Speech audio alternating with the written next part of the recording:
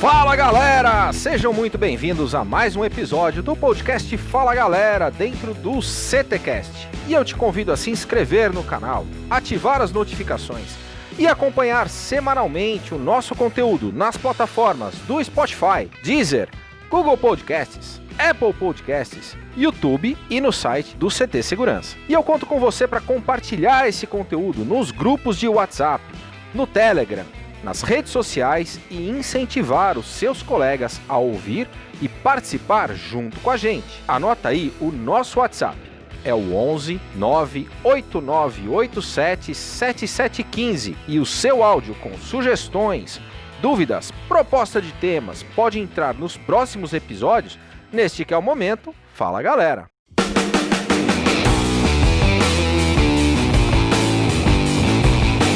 Fala galera!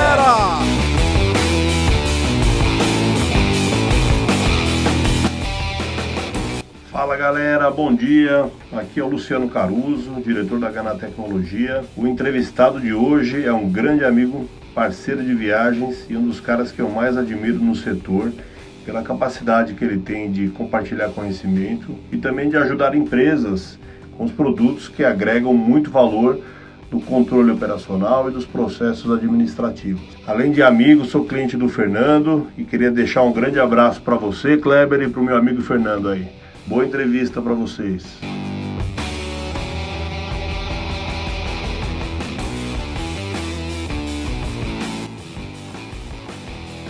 Oi, Fê. Gostaria muito de te agradecer pelo grande homem, marido e paizão das crianças. Sempre presente em tudo em nossas vidas. Desejamos que continue sempre assim dedicado ao trabalho e à família. Te amamos. Dani, Bia e Letícia.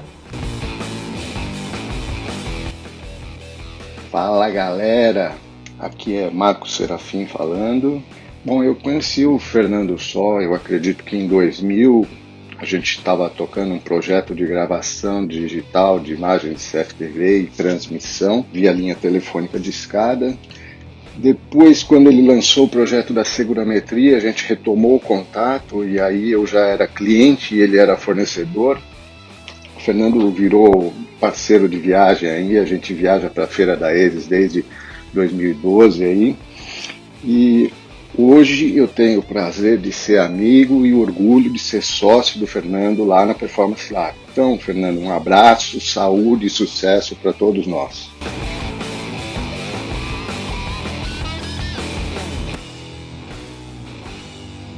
Fala galera! Olha, é impossível falar do Fernando sem nos agradecer pela parceria de sucesso há mais de 6 anos. Foi um aprendizado gigantesco e continua sendo no nosso dia a dia. Cara, o Fernando é um cara super diferenciado, tem uma visão de águia em busca de oportunidades. E em nossa casa, a Performance Lab, ele aplica a dose certa de flexibilidade e nos dá conselhos para que toda a equipe obtenha esse diferencial. Então fica aqui meu grande abraço e só agradeço por estar junto com ele em todos esses anos. Valeu!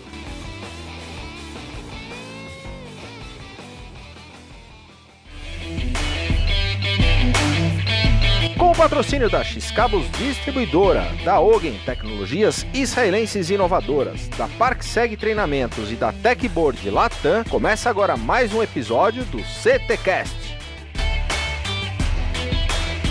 E hoje participam comigo o mestre sem cerimônias, Christian Visval. Fala galera! É o professor Silvano Barbosa e a sua assistente, a Eusébia. Fala galera!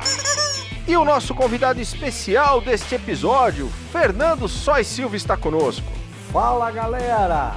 Fernando Só é CEO da empresa Performance Lab Sistemas, diretor do Departamento de Defesa e Segurança da Federação das Indústrias do Estado de São Paulo, a Fiesp, membro da diretoria da ABSEG, a Associação Brasileira de Profissionais de Segurança, engenheiro pela PUC do Rio Grande do Sul, com especialização em Engenharia de Produção pela UFSC, a Universidade Federal de Santa Catarina, mestre em Engenharia de Processos pelo Instituto de Pesquisas Tecnológicas de São Paulo, IPT-USP, e MBA em Administração pela FEA-USP, além do MBA em Marketing pela ISPM e especialista em Gestão de Segurança pela FECAP São Paulo. Autor dos livros Competitividade em Segurança Empresarial pela editora Atlas, Competitividade em Gestão de Serviços, SLA e SLM pela editora revista Segurança Eletrônica, e de diversos artigos técnicos publicados em revistas especializadas. Com treinamento nos Estados Unidos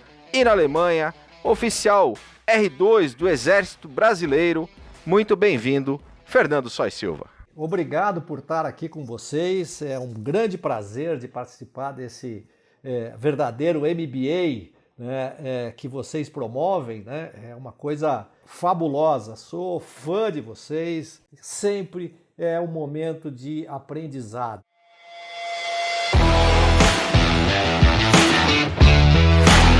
E o nosso tema de hoje será SLM, Service Level Management. Fernando, na semana passada nós tivemos um episódio com o grande Michel Pípolo, também autor do livro SLA e SLM, falando justamente nesse episódio sobre o SLA. Hoje a gente vai falar sobre SLM, mas antes de a gente entrar no tema, conta um pouquinho para nós da tua trajetória na área de segurança e da Performance Lab. Lá pelos 17 anos, eu acho, né, eu entrei na engenharia e já no primeiro ano eu fui para a área de programação e me tornei aqueles caras de laboratório, né, monitor. Me lembro que eu fazia programa para os amigos, eu realmente tinha uma facilidade muito grande nessa área, né? Aí me formei em engenheiro, eu já sempre trabalhando. Nos últimos anos eu fui contratado por uma empresa multinacional. Quando eu me formei, eles me mandaram para os Estados Unidos, eu fiquei lá um ano e ali foi um grande divisor na minha carreira, né? Primeiro que eu descobri que eu não queria ser engenheiro mecânico. Né? Imagina só, a empresa tá te pagando para estar lá, você volta e fala, e aí? Então, eu descobri que eu não quero fazer isso. Foi mais ou menos isso, cara.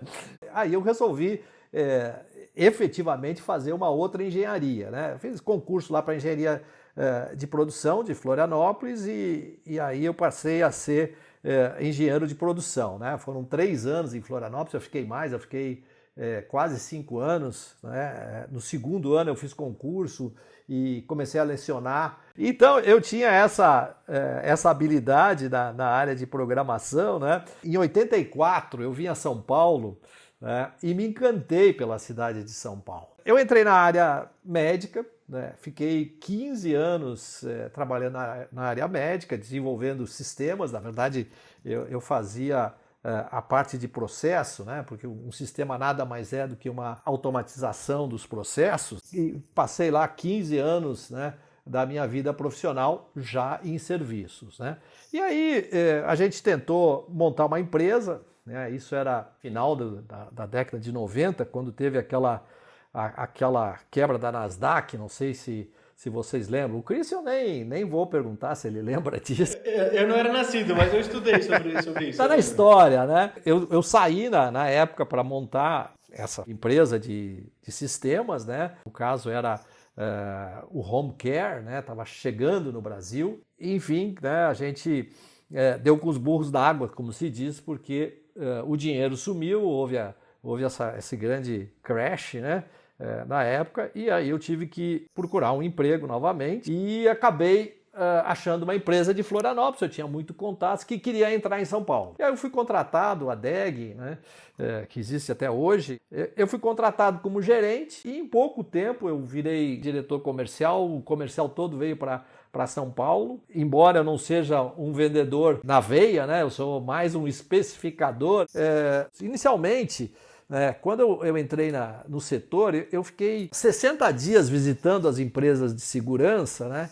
E aí eu descobri, né? Poxa, lá atrás, né, eu tinha tido uma experiência militar. Meus antepassados vão até a Guerra do Paraguai. Tinha lá o coronel Amâncio de Freitas. Quando eu entrei na área de segurança, esses conhecimentos todos que eu tinha obtido lá na minha segunda infância, vamos chamar assim, um pouco mais da adolescência e também no colégio militar, né, que foi os primeiros anos de educação depois da educação básica, né, vieram à tona, né? Então estava aí a razão porque o Criador me deu aquela chance lá no passado de ter estudado no colégio militar, né, ter ido para o CPUR, E aí, quando eu vim para a área de segurança, assumi essa gerência, né, regional, eu vi que essa era a razão de eu ter aprendido aquilo no passado, né? Fui fazer um curso lá do Brasiliano, na FECAP, né, para entender de gestão de risco, descobri um monte de coisa, né? Eu me lembro que na época eu brigava muito com o Brasiliano, porque eu sempre tive uma formação sólida nessa área de números, e a nossa área, os números são, vamos dizer, são muito importantes, mas eles são relevados, né? Ou seja, eles não são colocados como deveria ser. Quando eu fiz a minha dissertação no mestrado, que ele foi uma parte quantitativa, né? Eu usei alguns modelos da área de segurança do trabalho, que também são mais avançados em função de serem utilizados na engenharia, né? Tu vai para uma grande planta, né, química ou de industrial, né, você vai ver métodos, né, na área de segurança do trabalho, profundidade matemática. Depois eu descobri, junto com a pesquisa que eu comecei a fazer para o nosso livro SLA e SLM, né, eu descobri um estatístico americano, foi presidente da Sociedade Estatística, tá, que ele assim, abriu uma luz para mim. Na sua citação lá nesse livro, que é How to Measure Everything, né, ele está em inglês, né, não tem em português, ele colocou uma coisa bem clara. Se você não sabe como medir, meça de qualquer forma. Você vai acabar aprendendo a medir,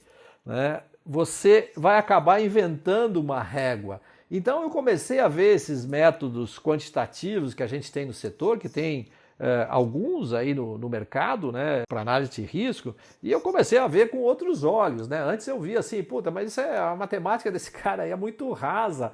E aí quando eu descobri esse livro, né, eu vi que faz todo o sentido o que esse cara disse e é por aí mesmo. Então a minha origem na área de segurança foi por aí, né? Realmente gosto de estar no setor, sou um apaixonado pelo setor e estou sempre escrevendo sobre isso, porque eu acho importante, né, a gente passar conhecimento.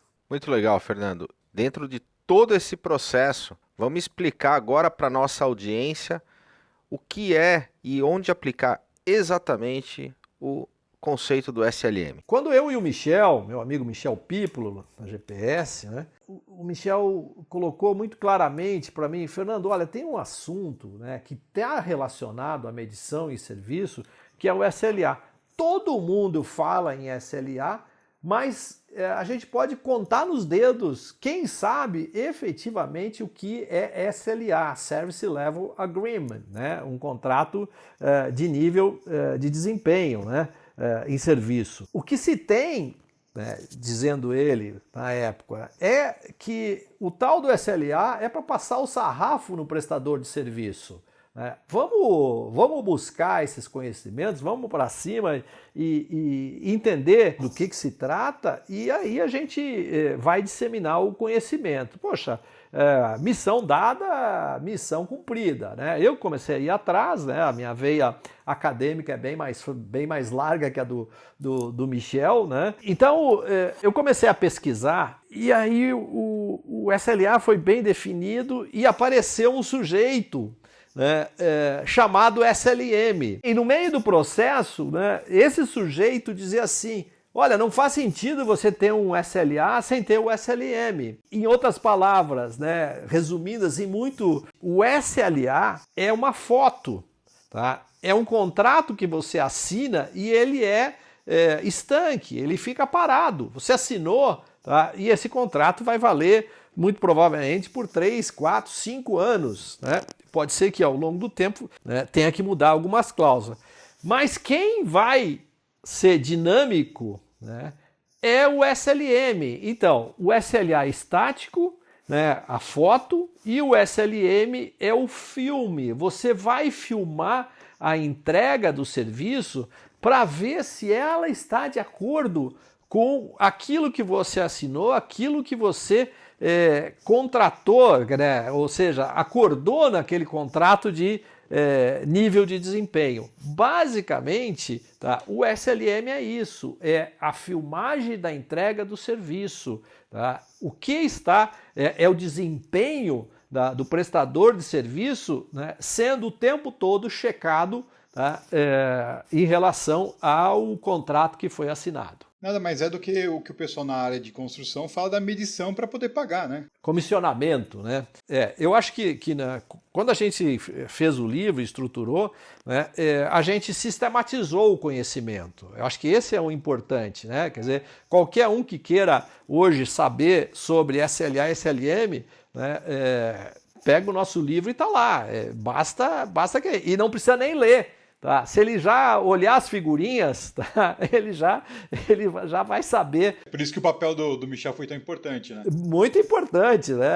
A gente brinca muito com isso e ele fala isso. E foi o Michel que fez. E não posso deixar, né, de também trazer o crédito aqui para o meu amigo Christian Visval. Quando eu fui conversar com o Christian sobre o livro, fomos lá na livraria, e o Christian pegou acho que uma meia dúzia de livros, né? No formato que está o nosso livro. Claro, o nosso livro está melhor, né? Mas, digamos, num formato básico, né? E mostrou, olha, esse é o layout que vocês têm que ter. Né? Puta, eu olhei assim, caramba, isso aqui, se a gente conseguir fazer isso, eu não tinha nem ideia como é que eu ia fazer aquele layout, como é que ia ser isso, né? O nosso livro, sem minha falsa modéstia aqui, realmente ficou muito bacana. Mas então... a diferença é essa, né? O SLA é uma foto, né? E o SLM é o filme, né? Aquela coisa que você filma a entrega de serviço e você compara com aquilo que você se comprometeu via um contrato. O conteúdo do nosso podcast é 100% gratuito. E para continuarmos essa missão, contamos com pessoas como você.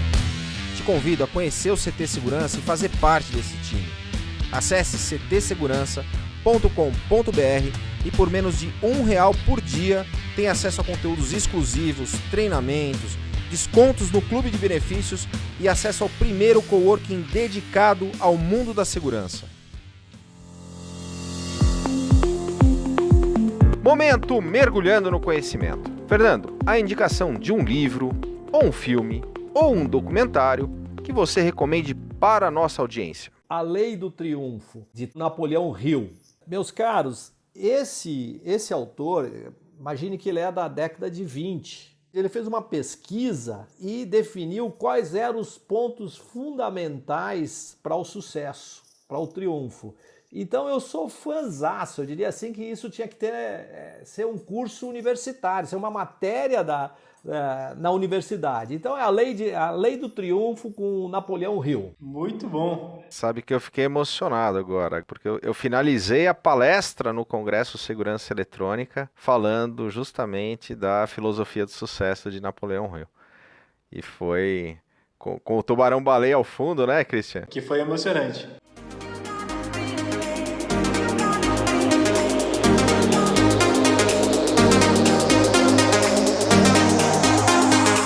Momento Passo do Gigante. Fernando, Passo do Gigante é aquele ponto de inflexão, aquele momento da sua vida pessoal ou empresarial em que você teve que enfrentar os seus medos e dar no mergulho que a gente chama do Passo do Gigante. Passo do Gigante, do Fernando Sois Silva. Fui pai aos 56 anos, né? Então, ter decidido, eu já tinha casado 3 vezes e não tinha filhos, cara. Né? Tive filhos de outros, né? Ou seja, ajudei a criar filhos de outros, mas não tinha os meus filhos. Aí, quando eu me separei, na segunda vez, eu decidi, eu vou me casar novamente para ter filhos, né? E, graças a Deus, né, tenho 2 filhas lindas, maravilhosas, minha mulher também, né? Eu digo que são as minhas crianças, né? Minha mulher é bem mais jovem do que eu, né? E eu tenho 2 menininhas lá que me dão a energia todo dia de manhã, que não tem como não ter energia para estar com elas. Uma tem 8 anos e a outra tem 6 anos, né? Então esse foi um grande passo, né? Foi uma coisa assim, só sabe essa emoção, quem tem filhos, e eu realmente, né, não tinha tido, né? Minha esposa até brinca comigo, ia passar por essa vida sem deixar uma semente, sem nada, né? Eu fui a tua salvadora, e eu digo isso mesmo. E o segundo passo, que daí tá ligado à profissão, né, foi em 2015, quando eu pedi demissão da DEG em 2014, né? Mas eu ainda fiquei um tempo lá para fazer a transição. Tá? Muito por influência de Michel, né, que dizia, não, sua empresa não vai para frente enquanto ela for uma coisa part-time, né? Precisa do empresário, né? Ele sempre usou esse termo, precisa do empresário, né? E você tem que ir para cima, né? E eu digo, bom, chegou uma hora que não teve mais, né, jeito, e eu efetivamente fui sair da empresa, né? Perdi aquele paycheck todo mês garantido, né? Claro que você tem o desempenho, tem a premiação, né? Então não é tão garantido assim, né? Mas foram 15 ou 16, quase 16 anos na empresa, né? Que eu passei por todas as fases da construção dessa empresa, né? E aí eu resolvi ter o meu negócio efetivamente. Tanto é que a gente comemora esse ano os 5 anos do Performance Lab, né? Em função de quando eu efetivamente assumi a empresa, né? Embora o sistema Performance Lab começou um tempo antes, começou a ser construído, né, em termos de processo, de metodologia, provavelmente há uns 10 anos atrás, né? Momento mergulhando de cabeça. Fernando, quando a gente fala que a gente vai mergulhar de cabeça, é que a gente vai fazer de verdade, com todas as nossas energias. Pode ser um projeto pessoal, um hobby, fora do trabalho. No que o Fernando mergulha de cabeça? Depois que lancei o livro SLA, SLM, né? Sempre foi assim, né? Eu tenho 4 livros escritos, né? Aí vem um vazio. Comecei a pensar qual é o outro livro que eu vou escrever. Em função das minhas filhas, né? Eu disse, poxa, eu vou fazer algo para criança, né? E comecei a pensar sobre isso e estou envolvido num projeto que é matemática, ensinar matemática para criança. Muito legal. Já tem 1 ano e meio, o projeto já andou bastante. Esse ano, por conta da pandemia, ele deu uma parada, né? Mas estou construindo uma metodologia para ensinar matemática para criança, né? Aqueles que conhecem a matemática sabem que existem estatísticas, né, que ao final do 2º grau, né, só 10% dos alunos saem entendendo uma boa parte dos conceitos que são ensinados, né? Então eu estou construindo isso, né? Ele começa com um livro que o nome dele é o Rei Mate, com TH, né, que está sempre procurando a matemática. Vai ter uma peça de teatro infantil, né, e depois ele segue, né, ao longo dos anos, né, do avanço com as crianças, né, até chegar, né, ele passa ali pela lógica do dia a dia, né? Poxa, onde é que tem lógica no nosso cotidiano, né? Então eu dou uma coisa bem simples. Então passa por esse tema, depois ele vai para o empreendedorismo para as crianças e nos últimos, no 2º grau, eu quero ensinar a matemática do capitalismo, ou seja, ações, né, os fundos de pensão, como as empresas se financiam. Tá? Então esse é o meu projeto, é um projeto de médio prazo, isso aí deve levar ainda uns 3 anos. Então a ideia é esse projeto que está ainda em andamento, né? Sou fã disso que eu estou fazendo, né? Uma metodologia, já fiz várias, já desenvolvi ao longo da minha vida profissional várias metodologias, agora estou fazendo isso para as crianças, né? Muito inspirado nas minhas 2 filhas, né? Uma de 6 e outra de 8. Fernando, e os nossos ouvintes já entenderam o conceito que falamos sobre o SLM. Agora, qual o caminho para a elaboração e colocar na prática um SLM? A gente precisa do SLA, não significa o SLA como um contrato assinado, né? Quando você vai para Você vai para a empresa de serviço, ela não tem são poucas que têm o SLA interno, né? Como o Gabriel Tinoco falou ontem, que ele tem um SLA interno para os seus funcionários, né? Mas isso não é uma coisa formalizada, um contrato formalizado. Na verdade, você precisa ter um rol de conceitos, né? Para saber o que você vai querer medir, né? Então ele começa, né, com uma reflexão, né, onde você analisa, né, o que você quer efetivamente medir, o que você quer entregar para os seus clientes, né? Então a primeira fase é essa, uma fase de reflexão sobre a operação, sobre o contrato que você tem, né, com o seu cliente ou com a sua operação, tá? Para você então começar a construir os indicadores, né? Ou seja, os números que indicam, né, o caminho que você está querendo trilhar, né?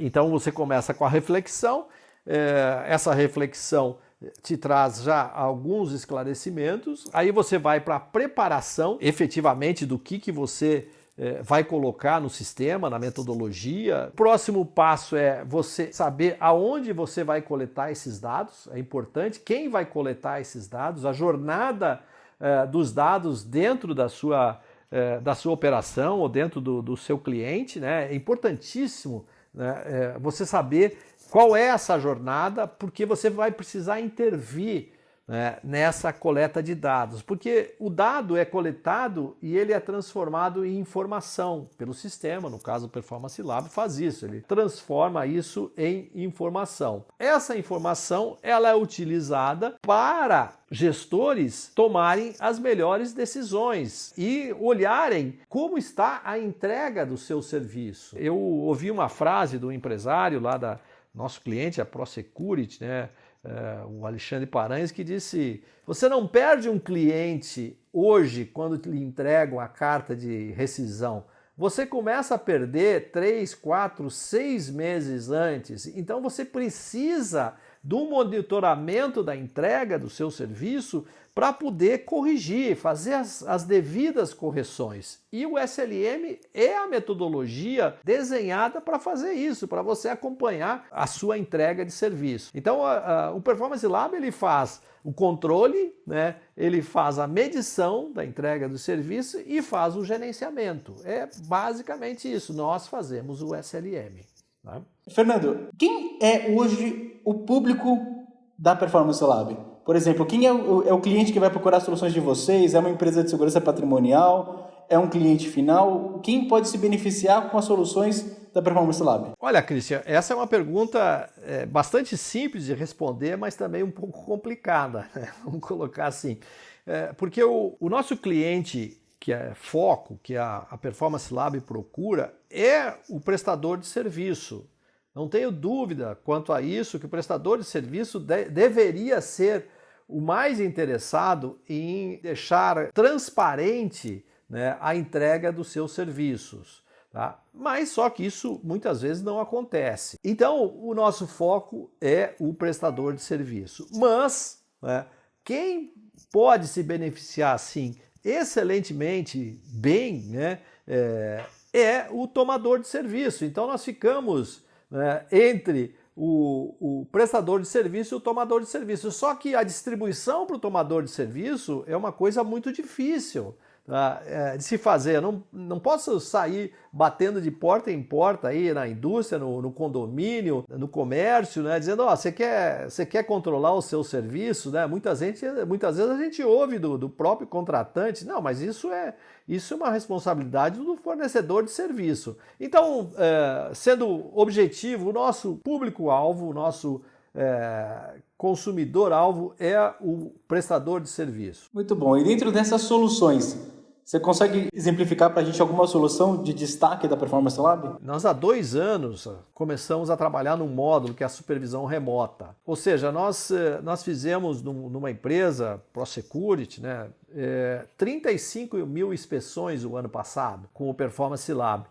Rapaz, isso gerou uma quantidade de dados assim fantásticas. E aí nós fizemos uma mineração, né, ou seja, nós estruturamos as respostas, né, desses dados coletados e transformamos em informação, e descobrimos, né, que poderíamos tirar da mochila do supervisor presencial as necessidades administrativas. E a gente, né, com os números, né, que a gente conseguiu coletar na operação, diretamente na operação, a gente chegou à conclusão, né, que a gente estava desonerando as tarefas do supervisor em quase 80%, ou seja, então sobrando tempo, né, para o supervisor efetivamente fazer o seu trabalho de cuidar do colaborador no posto, tá? De cuidar do cliente, né?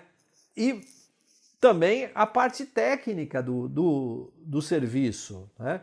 E essa parte da supervisão burocrática, administrativa, passou para alguém na retaguarda operacional que entra em contato à distância, né, e passa os checklists e faz a identificação das necessidades, né, desse colaborador na ponta, ou mesmo do posto, do cliente, né? Por exemplo, olha, a lanterna não está mais acendendo porque a pilha acabou, né? Tem que trocar a pilha. Tá? Por que o supervisor precisa ele estar anotando isso? Por que alguém lá da retaguarda operacional não entra, né, e efetivamente, tá, resolve essa questão? Então, o nosso produto hoje, vamos chamar assim, menino prodígio, né, é a supervisão remota, e que a gente acha que com a pandemia a gente foi beneficiado, e em 3 meses a gente fez aquilo que provavelmente demoraria 3 anos, como tem se dito aí no mercado. Fernando, e quem quiser entrar em contato com a Performance Lab para ter mais informações, faz como? contato@performancelab.com.br ou o nosso site, né, www.performancelab.com.br.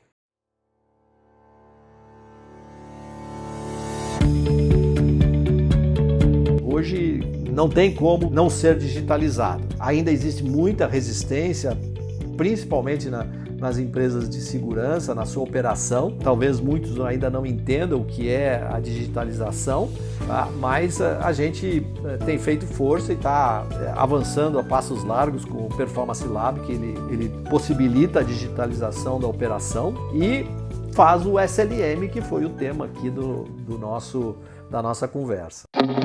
Fernando, super obrigado pela sua participação aqui no podcast CTcast Fala Galera. E para você, ouvinte, nos encontramos semanalmente, todos os domingos, 9 horas da manhã, novos episódios do Fala Galera!